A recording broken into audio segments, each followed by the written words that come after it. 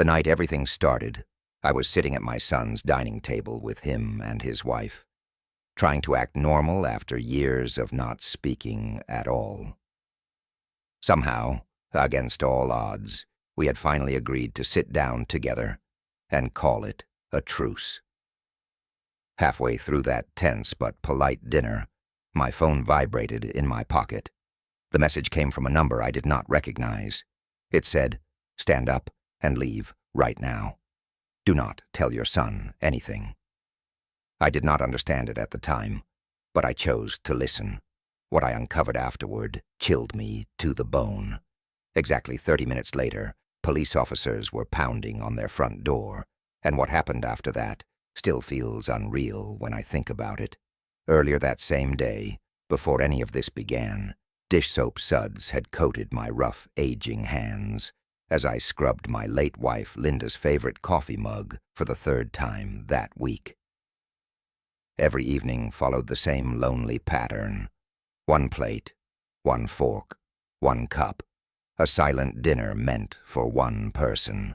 The kitchen felt far too large without Linda softly humming while she cooked, or gently reminding me to stop leaving newspapers spread all over the table. I dried the mug with extra care and set it in the drying rack exactly where it always went. It felt less like a habit and more like a quiet memorial to the life we used to have. The refrigerator filled the silence with its low, steady hum, its door covered in faded photographs held up by a random mix of magnets collected over decades. My eyes settled on one picture in particular. My son, Michael, stood there in a graduation cap and gown, only 17 years old, smiling wide at the camera. Linda had her arm wrapped tightly around his shoulders, pride shining in her eyes.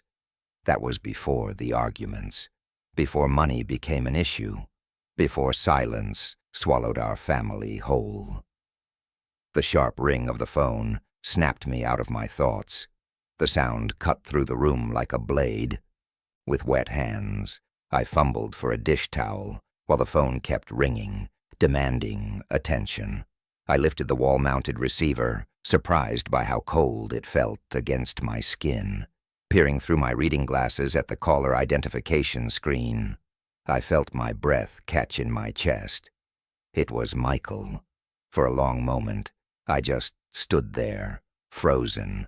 An entire year of not speaking stretched between us, heavy and painful. The last time we had talked ended with him storming out of my house after I refused to lend him money for what he called a can't-miss investment. Linda would have known how to calm him down. She always found the right words when I could not. "Hello?" I finally said, my voice rough and unsteady. "Dad?"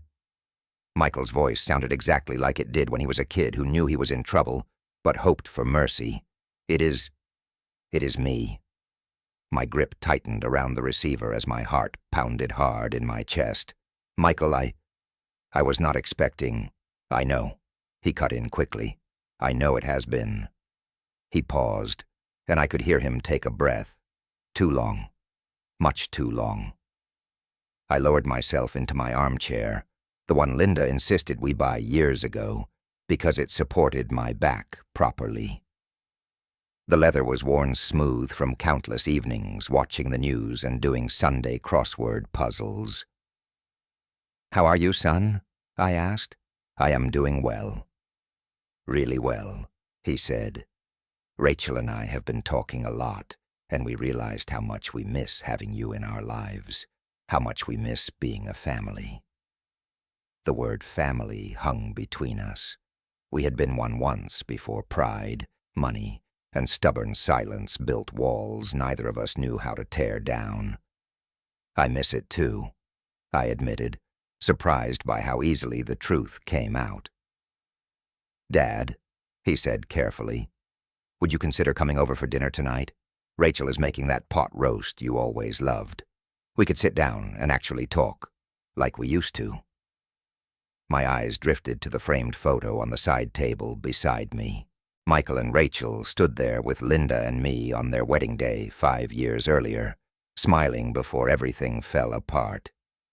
Linda always believed families could find their way back if they were given enough time. "Tonight?" I asked, unable to hide my surprise. "I know it is sudden," he said, "but Rachel already started cooking. We just do not want to wait anymore. We have already lost too much time." There was something in his voice that pulled at my heart. The same vulnerability he had as a child when thunderstorms scared him. Maybe Linda had been right all along. Maybe families really could heal. "What time?" I asked. 7:30, he replied. "I will text you the address. We moved to Westfield last year." Westfield was expensive, but ambition had always driven Michael. "I will be there," I said.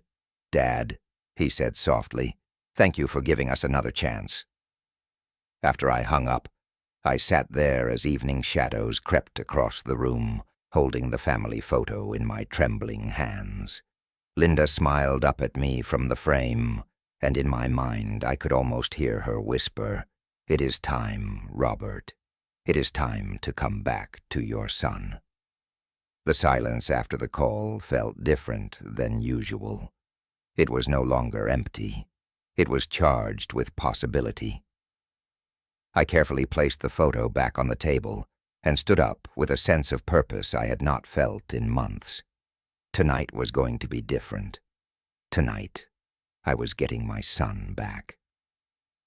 Upstairs, my bedroom felt like a museum dedicated to memory. Linda's perfume bottles still lined the dresser, and dust particles floated in the late afternoon sunlight, filtering through the lace curtains. I opened the closet and pushed past worn sweaters and everyday shirts until my hand found the navy suit wrapped in protective plastic. The fabric felt solid and reassuring beneath my fingers. It was a wool blend Linda insisted on when she surprised me with it years ago for Michael's graduation. She had smoothed the lapels and smiled as she said, "You need something nice for important moments, and our son graduating is definitely one of them." I laid the suit across the bed and unwrapped it slowly, remembering how proud I felt that day walking into the auditorium with Linda on my arm, watching Michael step onto the stage, unaware of how fragile happiness could be. That same navy suit had carried me through job interviews, wedding anniversaries, and hardest of all, Linda's funeral. Tonight, it was being asked to stand witness to yet another turning point in my life. I let the shower run hot, and the water slowly eased tension from muscles I had not even realized were clenched. Steam filled the bathroom as if it were trying to soften the weight of the past, along with my aching shoulders. As I shaved, I paused and really looked at myself in the mirror. My reflection stared back with eyes full of cautious hope. When had I started looking this old? Deep lines framed my eyes now, and silver had taken over most of my temples. Would Michael notice the changes? Would Rachel immediately see how alone I had been these past years? Linda's perfume sat on the bathroom counter exactly where I had left it after she passed. Chanel No. 5. She bought it for herself every Christmas without fail. I rested my fingers against the bottle for just a moment, then stopped myself and reached for my own aftershave instead. Some memories felt too sacred to borrow from, even on a night like this. Once I was dressed, I stood back and took one last look.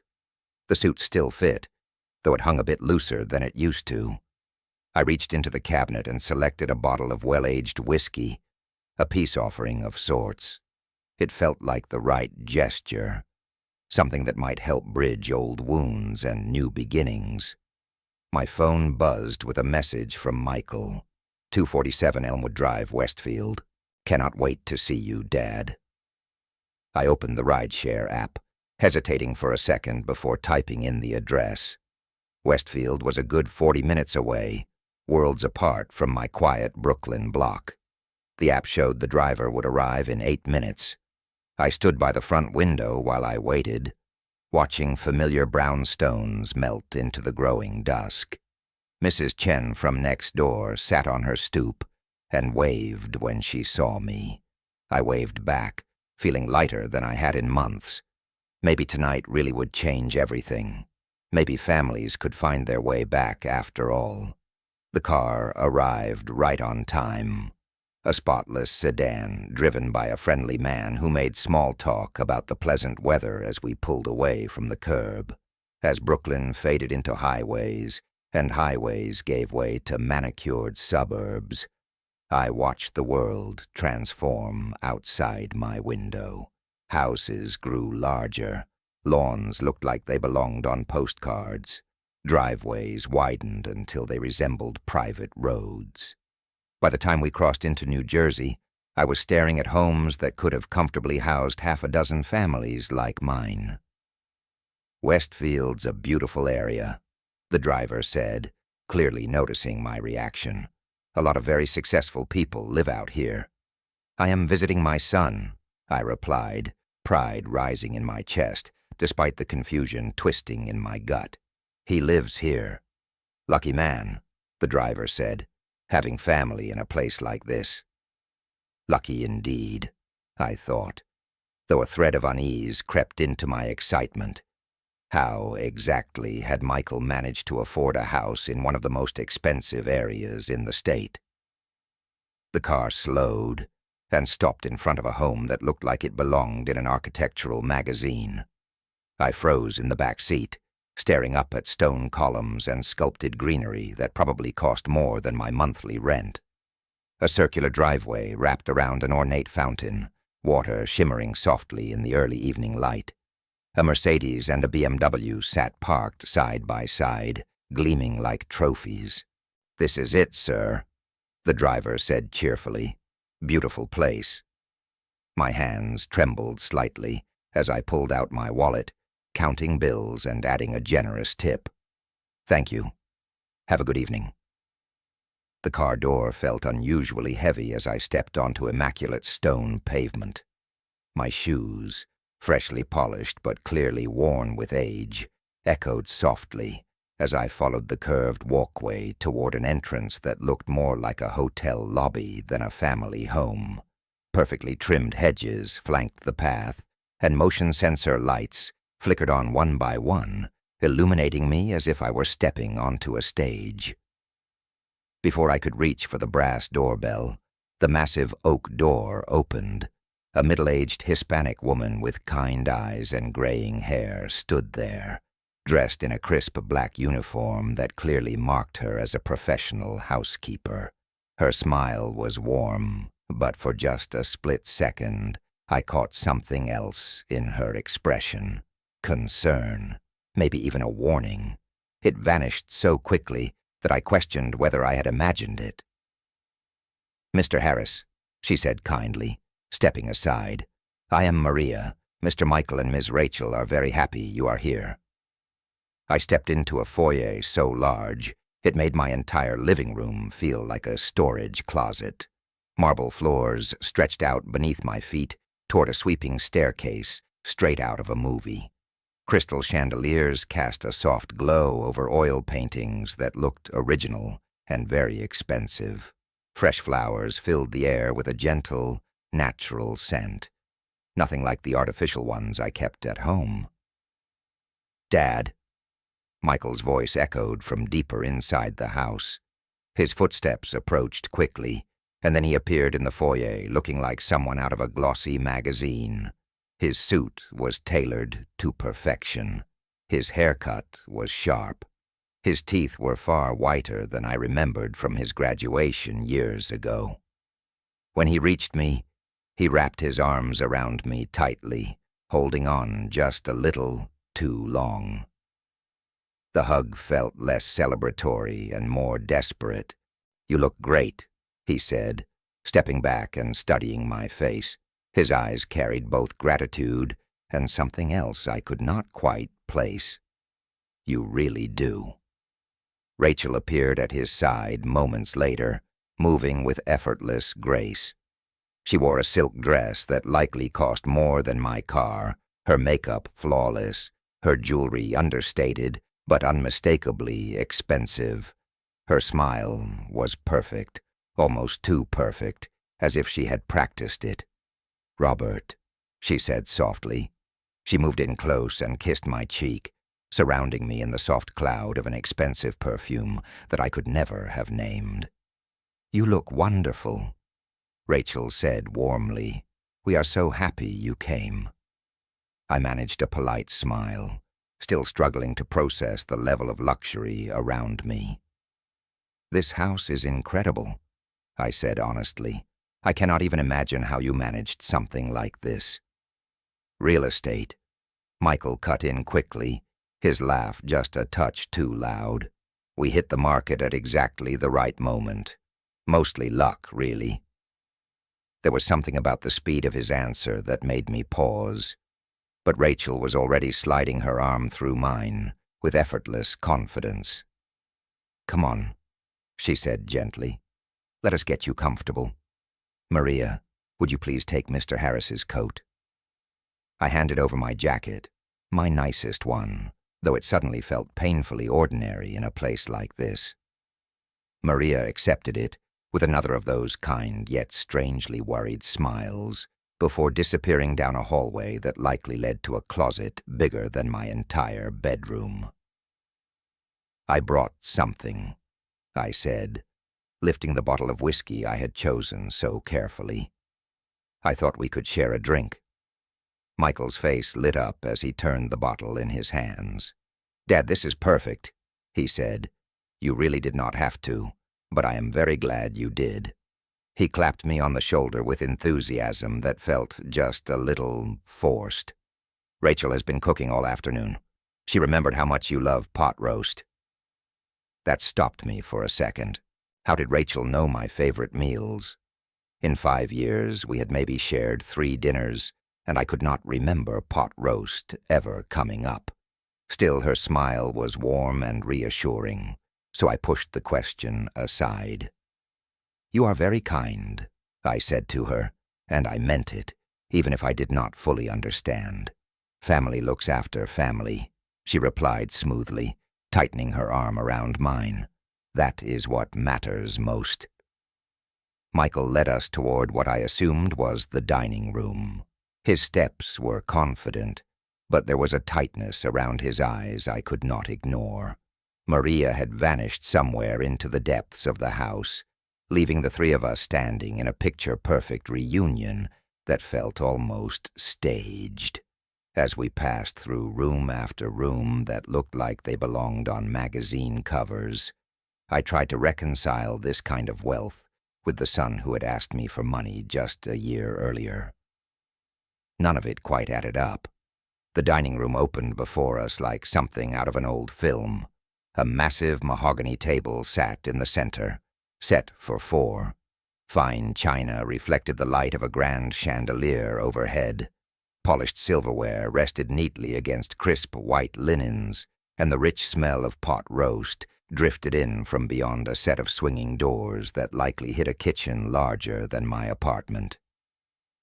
"This is beautiful," I said quietly, genuinely impressed. Rachel smiled brightly. "We wanted tonight to feel special. We want to start over, Robert. All of us." Michael pulled out my chair with the ease of someone used to formal dinners, and as I sat down, I found myself wishing Linda could see this. Her son had built something impressive, something far beyond the modest life we had imagined for him. Maybe she would be proud. Maybe she would approve of this second chance I was taking. The dining room felt like a scene lifted from a lifestyle magazine. Crystal glasses caught the warm glow of the chandelier, scattering tiny rainbows across starched white tablecloths. The bone china looked fragile and costly. Each place setting was arranged with careful precision, forks lined up like soldiers, napkins folded into sharp, perfect shapes. "This is incredible," I murmured, running my fingers along the smooth, polished edge of the table. Michael smiled, as he guided my chair into place. "Only the best for a family reunion, right, Dad?" Rachel took the seat to my left, while Michael settled to my right. The positioning felt intentional, as if they both wanted to watch my expressions closely, steer the conversation, and keep me anchored between them. Maria reappeared silently, carrying small appetizers arranged like works of art. Before I could comment, Michael reached for the whiskey bottle I had brought. "Let us start with this," he said, already twisting off the cap. The amber liquid glowed as he poured generous amounts into heavy crystal glasses. "This deserves a proper toast." He handed me a glass filled higher than I would have poured for myself. As Rachel lifted her wine glass with elegant precision, the warmth of the room seemed to settle around us. "To family," she said, her smile radiant. "To forgiveness and new beginnings." "To Linda," Michael added quietly, his voice catching just a little. "She would have wanted us together like this." I drank, the whiskey burning warmly on the way down. Linda always believed that alcohol loosened hearts and tongues in equal measure. Surrounded by so much wealth and polish, I could not help but wonder what she would have thought of all this.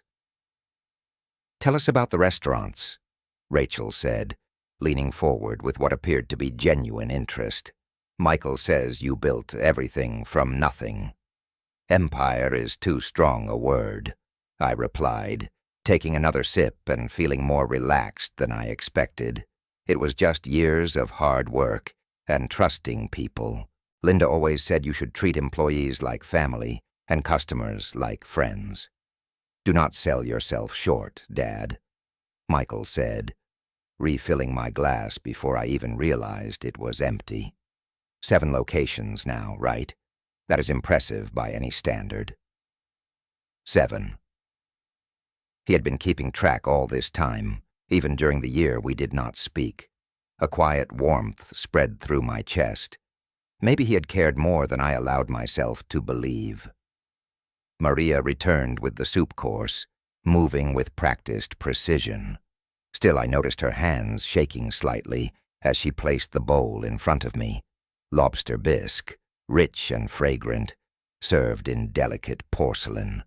Another reminder of how far this evening stood from my simple Brooklyn kitchen. "Do you ever think about retiring?" Rachel asked casually, slicing her bread with precise, almost surgical movements. "Maybe slowing down a little?" "The restaurants keep me busy," I replied. "They are what Linda and I built together." I found myself drinking more freely than usual. The combination of good company, expensive food, and smooth whiskey loosened restraints I had held tightly for months. "Every location still carries her touch," I added quietly. Michael and Rachel exchanged a glance I pretended not to notice. They communicated without speaking, the way couples often do after years together. Rachel reached over and rested her hand lightly on mine for a moment, her fingers cool against my skin. "But you cannot work forever," Michael said gently. "Have you thought about succession planning, legal arrangements for the future?" The question struck me as oddly specific, but the alcohol softened its edge. "One day at a time, son," I said. "One day at a time." Maria appeared again with the main course. The aroma of pot roast filled the room, and for a moment I felt like I had been transported backward in time. It smelled exactly like Linda's recipe. How had Rachel known? "This is perfect," I told her honestly. "It tastes just like my wife used to make." Rachel's smile did not quite reach her eyes. "I wanted tonight to matter," she said, "to remind you that family looks after family." As we ate, Michael launched into stories about his real estate ventures. His explanations sounded impressive, but remained frustratingly vague. Rachel, on the other hand, asked pointed questions about restaurant operations profit margins, property values. Her curiosity felt intense, almost clinical. The room grew warmer as the evening wore on. My head felt lighter than it should have after only 2 glasses of whiskey. Rich food, good company, and the relief of reconciliation, I told myself. That is all this is. Michael glanced at his watch when he thought I was not paying attention. Rachel seemed to track my drinking with the focus of a bartender watching a regular customer. Maria moved quietly between the kitchen and dining room, her efficiency tinged with nerves. At one point she dropped a fork, the sharp clang echoing across the marble floor. Something uneasy tugged at the back of my mind, but the whiskey made it difficult to concentrate. Everything felt faintly unreal, like I was watching the evening unfold from somewhere outside my body. When had I become so sensitive to alcohol? "Dad, let me show you photos of our newest restaurant," I said, reaching into my jacket pocket for my phone. "The Queen's opening last month. Linda would have loved how the neighborhood welcomed us." My phone vibrated against my palm before I could finish pulling it out. The sudden movement startled me mid-sentence. "Sorry," I said, glancing at Michael and Rachel, probably the night manager with a routine question. But the number on the screen was unfamiliar. Local area code, but no name. No recognition at all. I frowned, my thumb hovering. Restaurant emergencies came from people I knew. Miguel at the Park Slope location, Sarah in Crown Heights, Tony at the New Queen's spot. The phone buzzed again, harder this time. "Everything okay?" Michael asked, leaning forward with a level of concern that felt slightly exaggerated. "Just an unknown number," I replied.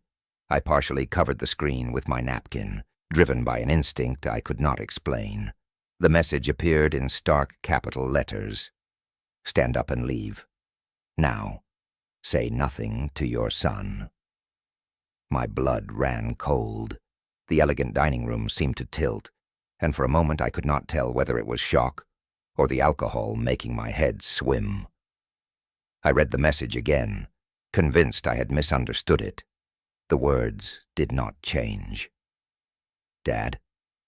Rachel's voice sounded distant, as if it were coming from the far end of a tunnel. "You look pale. Are you feeling all right?" I forced my face into something I hoped resembled calm, and slipped the phone back into my pocket. My hands were trembling more than they should have been. "I am fine," I said.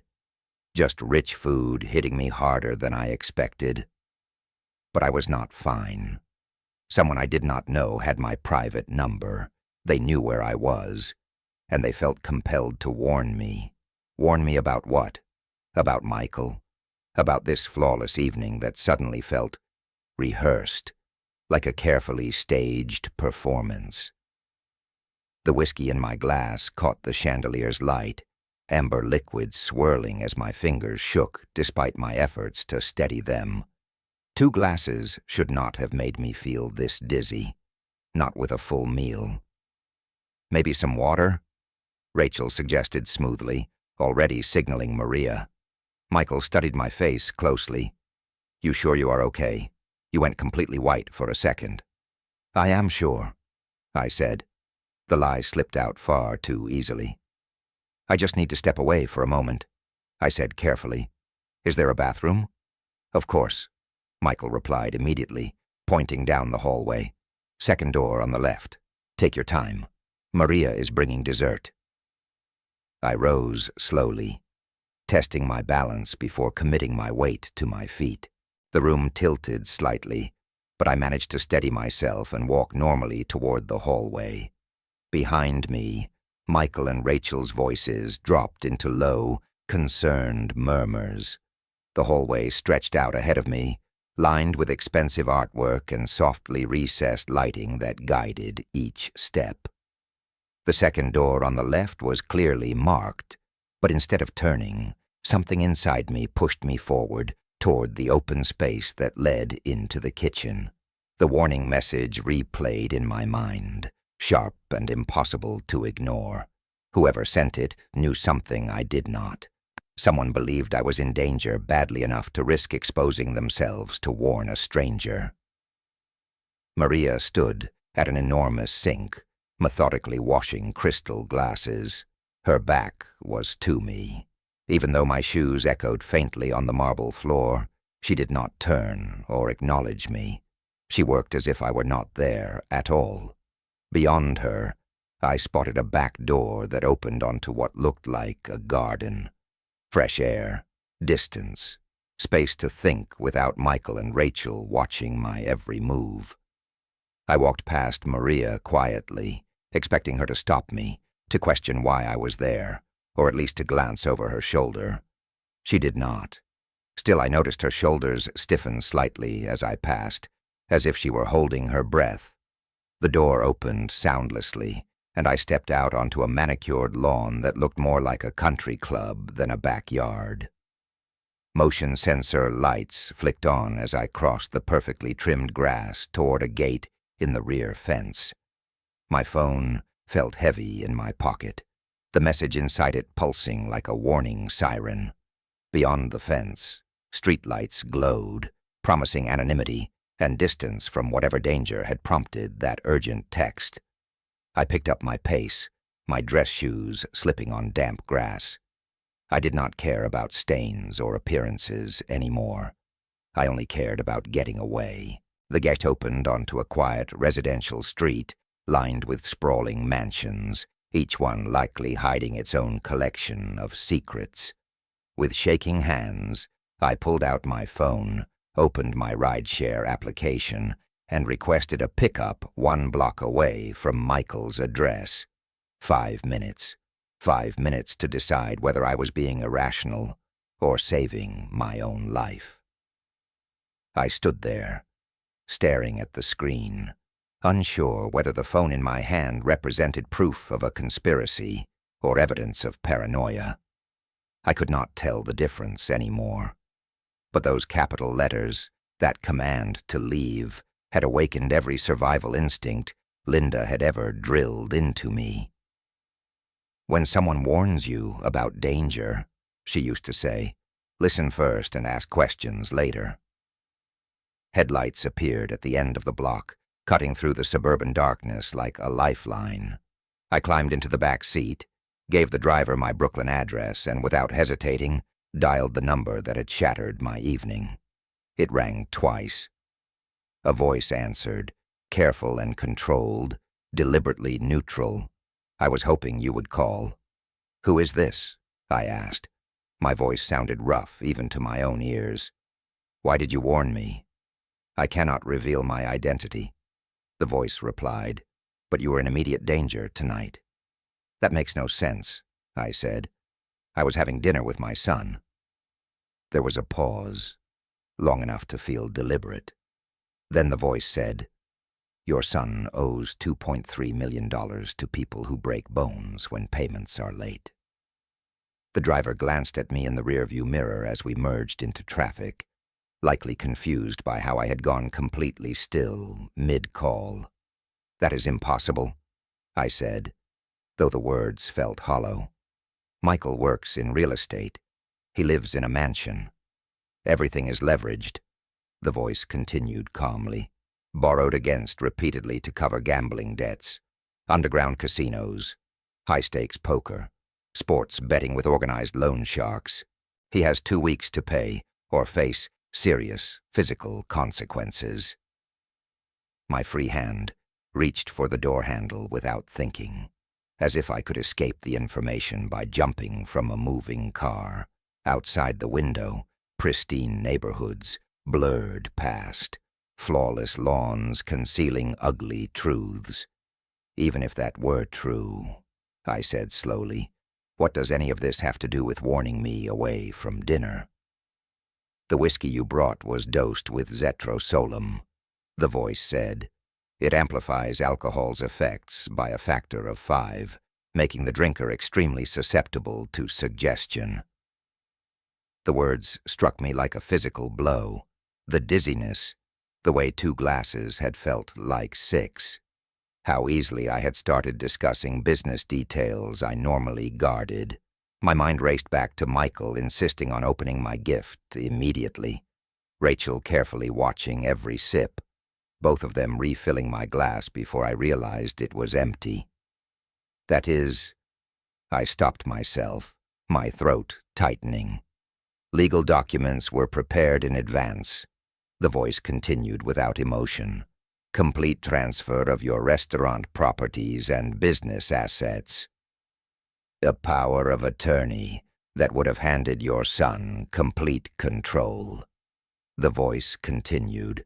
The only thing missing was your signature.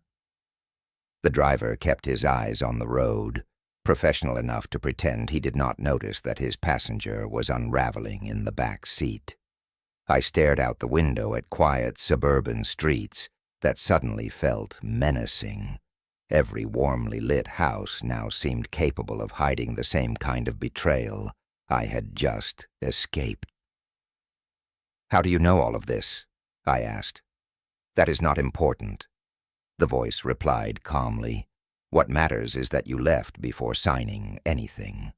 Zetrosolum combined with alcohol causes memory gaps and extreme suggestibility. It would have been very easy for them to claim you transferred everything willingly." Images from the dinner replayed in my mind with sickening clarity. Michael's restless energy, Rachel's carefully practiced warmth, the oddly precise questions about retirement, succession, and legal planning. Every toast, every refill of my glass, every perfectly timed touch meant to soften my resistance. "My son would never," I started to say. The words died before they left my mouth. The little boy who once begged me to read bedtime stories had grown into a man desperate enough to drug his own father. "The people he owes money to gave him 2 weeks," the voice said. "That deadline is now 11 days away." "Why are you helping me?" I asked after a long silence. "Because what they planned was wrong," the caller replied, "and because you deserve to know the truth about people you trust." The caller knew far too much. Exact debt amounts, drug names, details of illegal documents. This was not guesswork. Whoever this was had intimate access to Michael and Rachel's plan. "Who are you?" I asked quietly. "I am someone who notices more than people expect," the voice said. "Someone who could not stand by and watch an innocent man be destroyed by family greed." Maria. The realization struck me like lightning. Her nervous movements during dinner, the way she avoided eye contact, her deliberate refusal to react when I walked through the kitchen. She had known, and she had chosen conscience over her job. "Thank you," I said softly. "Do not thank me yet," the voice replied. "They will realize you are gone soon. Michael is desperate enough to try again, possibly with more dangerous methods." The car continued toward Brooklyn, each mile stretching the distance between me and the son I thought I knew. My phone screen lit up with 3 missed calls from Michael, likely wondering why my bathroom break was taking so long. "What should I do?" I asked. "Protect yourself," the voice said immediately. "Change your locks. Call your lawyers. Move your assets into accounts your son cannot access. He knows your business thoroughly. Every habit, every vulnerability, every routine." The driver glanced at me in the mirror. "We are about halfway to Brooklyn, sir. You okay back there?" I nodded, not trusting my voice to answer. On the line, the anonymous caller waited patiently. "Will you testify if this goes to court?" I asked. "I cannot," the voice said, "but truth has a way of surfacing when people look hard enough." Another missed call appeared, then another. Michael's panic was probably rising as minutes turned into obvious absence. Soon he would realize I had not wandered off accidentally, and desperation, I now understood, made him dangerous. "Be very careful," the voice warned. Desperate people make desperate choices. Your son has 11 days to find $2.3 million or face consequences far worse than bankruptcy. The call ended. Silence filled the car, broken only by the soft jazz playing through the speakers. In a single evening, I had regained my son and lost him again. I had learned the true cost of trust, and the danger of assuming love could not coexist with betrayal. My phone buzzed with a message. "Dad, where are you? We are worried sick." I stared at the words, then deleted the message without replying. The man who sent it had planned to drug me and strip away everything Linda and I had built together. The driver cleared his throat gently. "Sir, we are coming up on the Brooklyn Bridge. Still heading to the original address?" I looked out at the city lights, reflecting off the dark water, then down at my phone, where the route back to Westfield still glowed on the map. Safety waited ahead in Brooklyn, but behind me sat a confrontation I had been running from my entire life. For the first time, I faced a choice between protecting myself and confronting what remained of my family. Brooklyn's familiar skyline rose ahead, promising safety, routine, and the comfort of my worn armchair where Linda's memory lived in every thread. But safety suddenly felt like cowardice, knowing what Michael was capable of doing when cornered. I pulled Linda's wedding photo from my wallet. The edges were soft from years of handling. Her smile was just as bright as the day we promised to build something meaningful together. She never avoided hard conversations. She never chose comfort over doing what was right. She would not run, I whispered to her image. The driver caught my eye in the rearview mirror. "Everything okay back there, sir?" "Actually," I said, sitting up straighter, as resolve hardened inside my chest. "No." In that moment, my decision settled, sharp and unyielding. "I need to make a phone call," I said quietly, "and then we are changing our destination." My hands shook as I dialed 911. 2 rings, then a calm, professional voice answered. "Emergency services. What is your emergency?" "My family is attempting to poison me for financial gain," I said. Hearing the words out loud felt unreal, like I was reciting dialogue from a crime show instead of describing my own life. Still, I kept my voice steady. "I have evidence," I continued, "and they are still at the location with prepared legal documents." "Sir, are you in immediate danger right now?" the dispatcher asked. "Not at this moment," I replied, "but I need officers sent to 247 Elmwood Drive, Westfield, New Jersey. I am returning there to secure evidence." The questions came fast after that.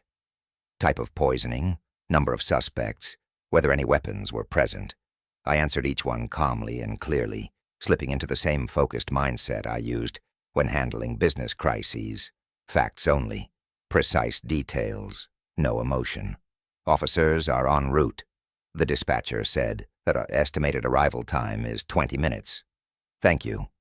"Sir," she added firmly, "I strongly advise you not to return to that location until—" "I understand the risk," I said.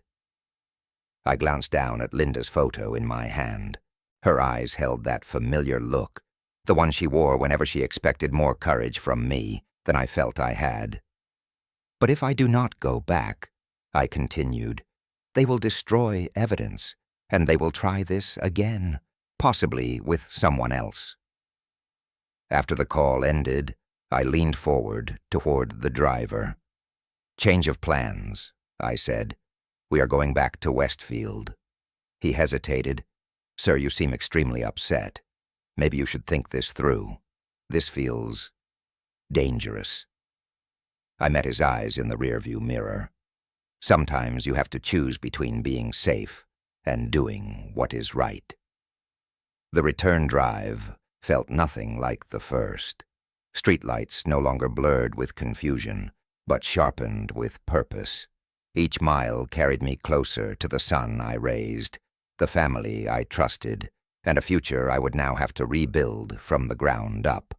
In my mind, Linda's voice whispered, "Family means telling the truth, even when it hurts." 20 minutes later, we turned onto Hill Street. 2 police vehicles approached from the opposite direction, lights off, but unmistakably official. My heart slammed against my ribs as reality set in. This was no longer hypothetical. "Wait around the corner," I told the driver. "This may take a while." Walking up the curved driveway felt like walking toward an execution. The mansion's flawless exterior now looked like camouflage, hiding desperation, deceit, and calculated betrayal. My hand trembled as I reached for the doorbell. It was time to face my son. The chime echoed through the house, loud and final. Footsteps rushed toward the door, too fast to be casual. Michael yanked it open. Relief and suspicion collided across his face. "Dad," he said quickly, "where have you been? We were worried sick." His smile looked practiced. "I am sorry," I replied, forcing an apologetic tone. "I needed some fresh air. I felt dizzy after all that rich food." "Dizzy?" His eyes sharpened instantly. "You were gone nearly half an hour." Rachel thought something awful had happened. "Time got away from me," I said lightly. "You have a beautiful neighborhood. I walked farther than I meant to." Rachel appeared behind him, her designer dress slightly wrinkled from pacing. For just a second, her perfect hostess expression slipped, exposing raw panic beneath it. "Jonathan," she said, reaching for my arm, "you gave us quite a scare. Are you feeling better now?" "Much better," I replied. I allowed her to guide me inside, noticing how her grip lingered too long and held too tightly. I just needed to clear my head. The foyer felt different now. Smaller, heavier. Every expensive detail screamed of borrowed money and bad decisions. "Perhaps you had too much wine," Rachel said with a brittle laugh. "Let us get you some water and—" "Actually," I interrupted, "I would like to sit down again." I moved deliberately toward the dining room, if that is all right. Michael and Rachel exchanged a look heavy with meaning they assumed I would miss. Their response came too smoothly. "Of course, Dad. Whatever you need." The dining room had been subtly altered while I was gone. Any papers that might have been on the table were gone. The surface was spotless. Too spotless. Maria moved quietly between the kitchen and dining room, her nervous energy more obvious than before. I took my seat at the head of the table, noting that Michael and Rachel positioned themselves on either side of me, exactly as they had earlier. The crystal glasses were gone, plates were stacked away, but the air buzzed with tension. "I hope you do not mind," Rachel said carefully. We tidied up a bit, did not want Maria overwhelmed. "Very thoughtful," I replied with a polite smile, wondering what evidence had vanished in my absence. Michael tapped his fingers against the mahogany table, a nervous habit from his childhood that betrayed him now. "So, Dad," he asked, "are you feeling completely better? No more dizziness or confusion?" The implication was clear, though I pretended not to hear it. "Clear as can be," I said. "That fresh air worked wonders." Rachel leaned forward, concern carefully measured. "You know, rich meals can affect people differently as we get older. Maybe next time we should plan something lighter." "Next time." "I have always had a strong constitution," I replied evenly. "It takes more than good food and wine to slow me down." Maria returned with fresh water glasses. When she placed mine in front of me, her fingers brushed the edge of the table in a subtle tremor. Michael glanced at his watch, so quickly it was almost invisible. Whatever clock they were racing was nearly out of time. "Well," he said brightly, far too brightly. "Since you are feeling better, maybe we can continue our evening." "I know Rachel was hoping we would have more time to talk," Michael said quickly. "Absolutely," Rachel added at once. Her smile was bright enough to light the chandelier. "We still have so much catching up to do." But something had changed while I was gone. The polished performance was cracking. Their desperation leaked through every movement, every word. I could feel the evening tightening, building towards something unavoidable. Michael suddenly pushed his chair back and stood. "Dad, let us have one last toast before the night ends." He crossed to the liquor cabinet, his hands trembling just enough for me to notice as he poured whiskey into fresh crystal tumblers. I watched closely. When he reached my glass, he lingered, adding more liquid than necessary. When the light caught it, the color shifted strangely, different from the clean amber in his own glass. "You know," I said casually, "I was just thinking about the day you were born, Michael." His shoulders stiffened. "Dad, that is nice, but maybe we should toast first. This whiskey is too good to let it warm up." "This matters, son." I leaned back in my chair, folding my hands calmly. "Your mother was in labor for 14 hours, longest day of my life." Rachel leaned forward with forced enthusiasm. "Robert, the whiskey will lose its flavor if we wait. Can we not drink and listen at the same time?" "Patience," I replied evenly. "Some stories deserve time." Michael returned to the table and set the glasses down. As he placed mine in front of me, I saw it clearly. Tiny particles swirling in the liquid when it caught the chandelier light. His own glass sat untouched, perfectly clear. "Where was I?" I continued, lifting my glass slightly, pretending to admire the color. "Oh, yes. Your mother knew something was wrong because the labor took so long. She always trusted her instincts." "Fascinating," Rachel cut in, her smile stretched tight. "But surely the toast is getting warm. Family stories are better with good whiskey." I gently swirled the glass, watching the foreign sediment drift through the amber liquid. Zetrosolum, enough to dull my judgment, enough to make me pliable, enough to steal everything Linda and I had built. "You are right about appreciating good whiskey," I said, bringing the glass close to my lips without drinking. "Linda always said patience makes everything better." Michael's eye twitched. "Dad, you have been talking for 10 minutes. It really is getting warm." "Time moves fast when you are sharing memories," I said, gesturing lightly with the glass to avoid sipping. "Did I mention how small you were? Barely 6 pounds. But you had the strongest grip I had ever felt." Rachel stood abruptly and stepped behind my chair. Her hands settled on my shoulders, friendly on the surface, urgent underneath. "Robert," she said sweetly, pressing a little harder, "you are such a wonderful storyteller. Why do we not toast to Michael's birth first, and then you can keep going?" I felt her desperation through her touch. They were losing control of the moment, and they knew it. "Your mother said you would be stubborn from the very beginning," I continued calmly. "She was right. Once you decided on something, nothing could stop you." Michael's composure finally cracked. "Dad, please, just one sip, then tell us about Mom." "The trouble with stubbornness," I said thoughtfully, still holding the untouched glass, "is that it can become either a strength or a weakness. Linda always worried which one you would choose."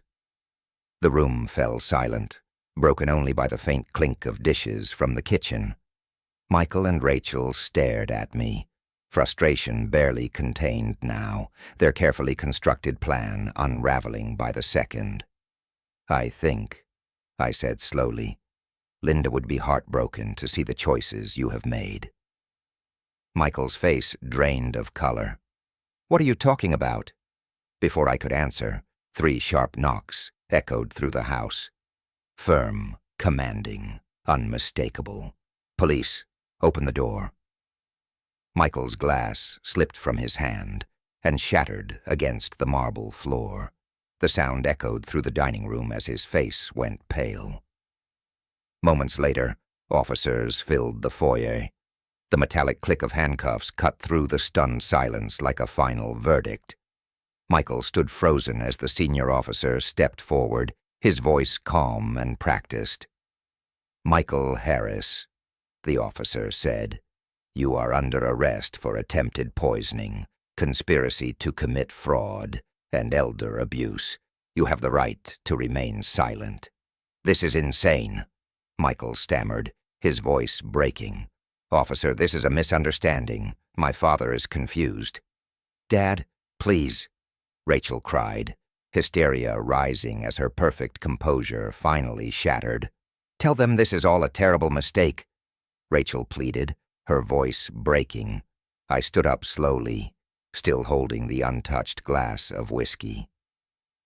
Under the chandelier's light, the sediment swirled through the amber liquid like guilty secrets, refusing to stay hidden. "There is no mistake," I said calmly. "This glass contains zetrosolum. My son added it to make me sign documents, transferring my businesses and properties." The junior officer stepped forward, pulling on latex gloves before carefully taking the glass from my hand. He lifted it toward the light. The foreign particles were unmistakable, floating visibly in the liquid. "That will be sent for testing immediately," he said. The senior officer turned to Michael as the handcuffs tightened around his wrists. "Attempted poisoning carries a minimum sentence of 8 to 12 years. Conspiracy and elder abuse add significant additional time." Michael's knees nearly gave out. 12 years, he gasped. "But the loan sharks, they will kill me if I do not pay them in 11 days. Rachel's face drained completely. "Michael, stop talking," she hissed. "Do not say another word." But the panic had broken him. "Dad, you do not understand," Michael said desperately. "They threatened to break my legs and then kill me. I had no choice." "You had choices," I replied quietly. "You chose gambling over family. You chose crime instead of honest work. And you chose to poison your own father rather than face the consequences of your actions." The officers exchanged a brief look. They had heard many excuses over the years, but this one carried a particular weight. "Rachel Harris," the junior officer said firmly, "you are also under arrest as a co-conspirator." "No," Rachel screamed, gripping the edge of the table with perfectly manicured nails. "I did not plan anything. Michael forced me. I am a victim, too." The senior officer's expression did not change. "Ma'am, evidence shows you researched the victim's preferences and actively participated in the drugging plan." As they escorted Michael and Rachel toward the front door, Michael twisted around, his eyes searching for one last opening. "Dad," he said, voice cracking, "how could you do this to your own family? Mom would be heartbroken." "Your mother believed honesty mattered more than comfort," I answered without hesitation. "She would never forgive what you tried to do tonight." Maria stepped out from the kitchen then, her professional composure finally slipping. Satisfaction mixed with sadness crossed her face. Justice had been served, but she understood the cost. The house fell silent as police car doors slammed outside. Red and blue lights washed over the mansion's walls, staining luxury with consequence, before fading into the night. Standing alone in the dining room where my family had nearly destroyed me, I felt Linda's presence as clearly as if she had placed a hand on my shoulder. She would have made the same choice. Shards of crystal littered the marble floor. The poisoned whiskey spread across the surface like spilled blood, a stark reminder of how close I had come to losing everything Linda and I built together. My phone buzzed with a message from the senior officer. Processing will take 2 to 3 hours. We will need your formal statement at the station. It was time to finish what I had started. The Westfield police station hummed with late evening activity, drunk driving arrests, domestic disputes, and now my family's conspiracy case. Michael and Rachel sat in separate holding cells, their designer clothes looking absurd against the gray institutional walls. Through reinforced glass, I watched Michael pace like a trapped animal. Every few minutes he glanced toward where I sat giving my statement, his expression swinging between rage and desperate pleading. "Mr. Harris," Detective Harrison said, setting his coffee down with deliberate care. "Walk me through the Zetrosolum again. How did you know what to look for?" "An anonymous warning," I answered truthfully. "Someone contacted me and explained the drug, its effects, and what my son planned to do." "Any idea who that person was?" I thought of Maria's trembling hands, her careful silence, the way she watched without appearing to watch. "No," I said, "but whoever it was saved my life." From the women's holding area, Rachel's sobs echoed through the station, cutting through the noise like a siren. "This is all Michael's fault," she cried. "I only went along because I was scared." Detective Harrison raised an eyebrow. "Fear does not excuse conspiracy to commit elder abuse and fraud." An officer approached with a folder. "We found the prepared legal documents in Michael Harris's home office. Power of attorney, business transfers, full asset control." I swallowed. "How long are they facing?" "Attempted poisoning alone brings 8 to 12 years, Harrison replied. "Add conspiracy, elder abuse, and fraud, and Michael is likely looking at 15 to 20. Rachel may receive less if she cooperates, but she is still facing serious prison time."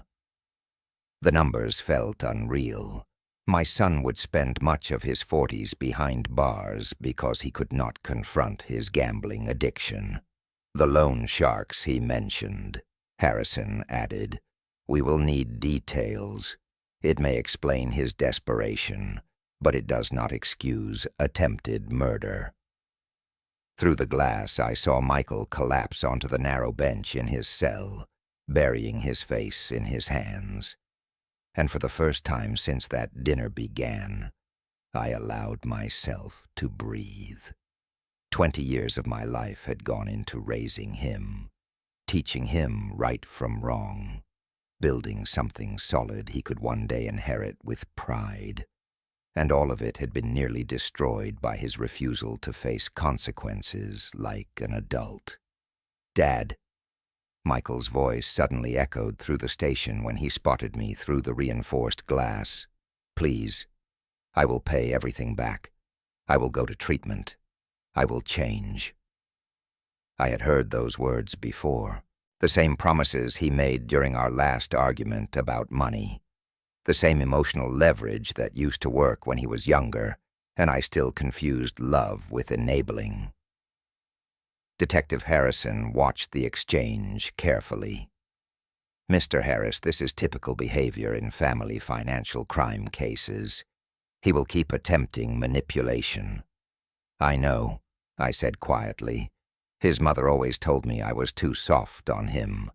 Maybe if I had drawn firmer lines earlier." The detective shook his head. "This is not your fault. Adult children make their own choices." Rachel stepped up to the window of her holding cell. Mascara streaked down her cheeks like smeared ink. "Robert, please talk to them. Tell them I was coerced. I never wanted to hurt you." Her desperation mirrored Michael's earlier pleas. Familiar, predictable. Neither of them accepted responsibility.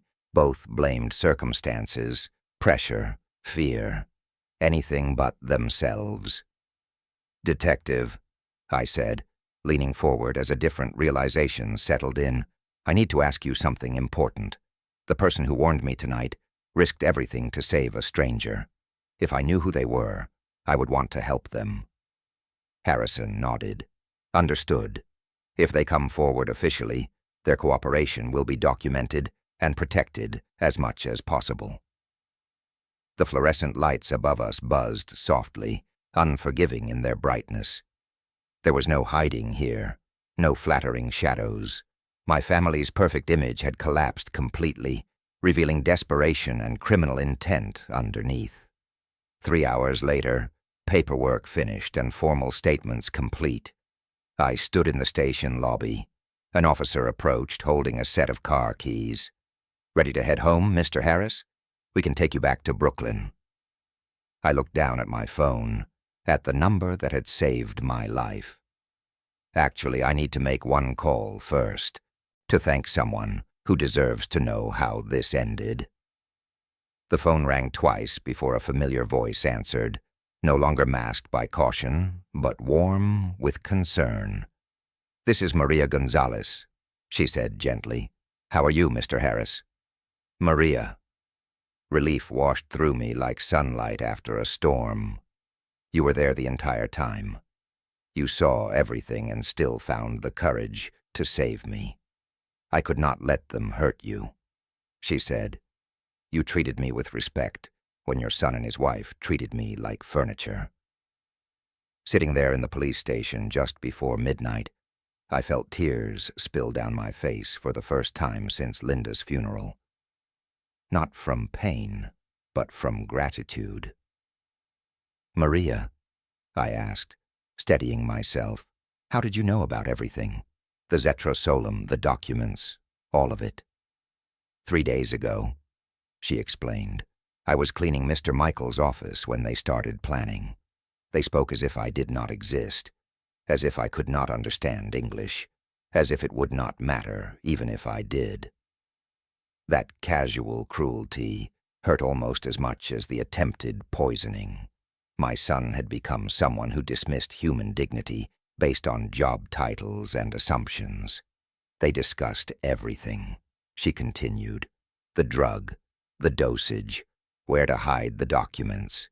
Miss Rachel researched your favorite foods, your routines, your businesses. Everything needed to control you. You risked your job," I said softly, "possibly your immigration security, all to warn someone you barely knew." "Not barely," she replied. Her voice softened. "You reminded me of my father, a good man, someone who said please and thank you, someone who looked at me when he spoke." The officer nearby signaled that the car was ready, but this conversation mattered more than convenience. "Maria," I said, "I need to ask you something important. Do you have another job lined up?" "No, sir. After tonight, I doubt the Harrises will be giving references. I own 7 restaurants in Brooklyn," I said. "I need a manager for my newest location, someone I trust completely, someone with your integrity and judgment." Silence stretched across the line. When she spoke again, her voice trembled. "Mr. Harris, you do not have to." "This is not charity," I interrupted gently. "I need people who do the right thing when no one is watching. You proved tonight that you are exactly that person." "The salary would be $60,000 to start," I said. "Health benefits, profit sharing after 1 year, full training for advancement into restaurant management." I heard her sob quietly through the phone. "I do not know what to say," she whispered. "Say you will start Monday morning, 10 o'clock, Crown Heights location. I will be there personally." We exchanged details, confirmed the start date, and discussed legal assistance for work authorization if needed. When I finally ended the call, my chest felt lighter than it had in months. The drive back to Brooklyn passed in peaceful silence. Streetlights illuminated familiar neighborhoods where people worked honestly, paid their debts, and accepted responsibility for their choices. My modest house welcomed me like an old friend. Inside, photographs covered the refrigerator. Michael at different ages, Rachel from the wedding. Linda smiling from better times. I removed Michael's photo carefully, not destroying it, but placing it in a kitchen drawer. Some memories deserved preservation, just not daily display. Rachel's photo followed. Linda's photo stayed exactly where it was. Her smile looked approving, not of revenge, but of justice and moral courage. On my calendar, I wrote, Maria, Monday, 10 a.m. Below it, I added, new beginning. Outside, Brooklyn hummed with late-night life. Shift workers heading home. Early workers starting their day. People who understood that integrity could not be bought with borrowed money or stolen through family betrayal. Linda would have loved Maria's story. She always said the best people did the right thing for the right reasons, regardless of cost. My phone buzzed one last time. Detective Harrison, both suspects formally charged. Trial set for August. Your testimony will be critical. I turned off the lights and headed upstairs, finally ready to sleep. Tomorrow would bring challenges. But tonight, justice had been served by good people, making hard choices. In my bedroom, Linda's cologne still rested on the dresser. A quiet reminder that love sometimes means protection, even when the threat comes from family. Especially then.